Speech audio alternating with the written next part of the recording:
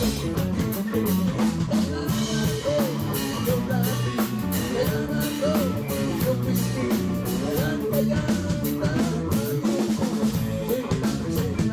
kamo nakadungog na sa awit nga Laki sa Layaw, Jeprox, Laki sa layaw, Jeprox. Laki sa layaw, Jeprox. itson, awiting Pilipino, no touch, ug uban pa, iya kini sa iconic artist nga si Mike Hanopol. Nataw siya sa Leyte niadtong 1946 ug nahimong sikat nga singer, guitarist ug recording artist. Usa siya sa mga giilang pioneer of rock music, uban nila ni Pepe Smith ug Wally Gonzalez. Nahimo usab siya nga guitar bassist sa Juan de la Cruz Band kaniadto.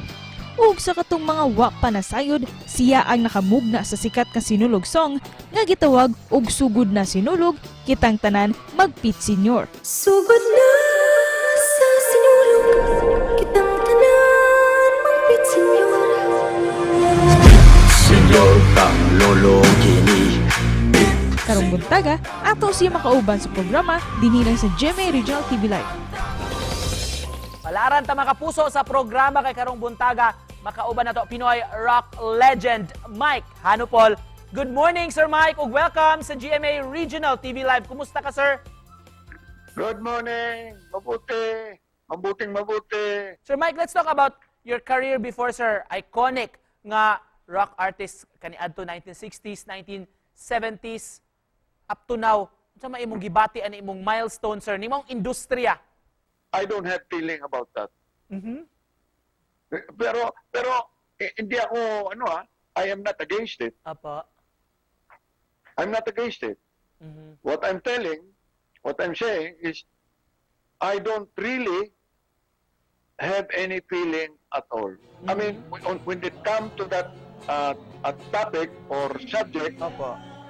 my feeling is because first of all, those things that you're asking, tinanong mo, is already way back 30, 40 years ago. Okay?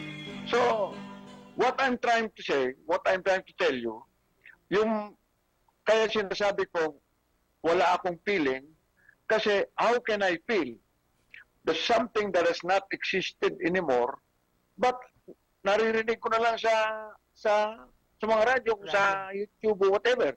Let's talk about this. This is your composition of yours, sir, so many years ago, sir. Can you share to us the story about this, sir? So, ang nangyari, tumawag sa akin, si Senyor Osmeña, Governor. Senyor Osmeña Jr. Kilala mo? Yes, sir. Opo. Former governor here. Okay. Pumunta, tumawag muna, tapos pumunta sa bahay. Nag-usap kami, sabi niya, Sir Mike, baka pwedeng natin itong, gusto ko magkaroon kasi walang kanta eh. Noon, ang Pit Senyor, walang kanta. So, naisip ni Governor na gamitin ako para gumawa ng kanta. Ako ang natasan. Di, sabi ko, sure, walang problema. Yun, nagkabayaran kami. Maganda naman ang bayan, so okay lang. Pero hindi ko alam na hanggang ngayon, tumutunog pa rin. Sir Mike, just to close this conversation, sir, so may message nimo sa atong mga viewers. Okay lang na tulog ka. Ulit. Okay lang na tulog ka. Basta't alam mo lang na tulog ka. Sir Mike, Diba? thank you so much, sir, for joining us. Pasensya, sir, medyo limited yung oras sa TV, sir. We had fun Okay talking lang. to you, sir. Salamat, sir, ha. It was so nice to have you this morning sa programa.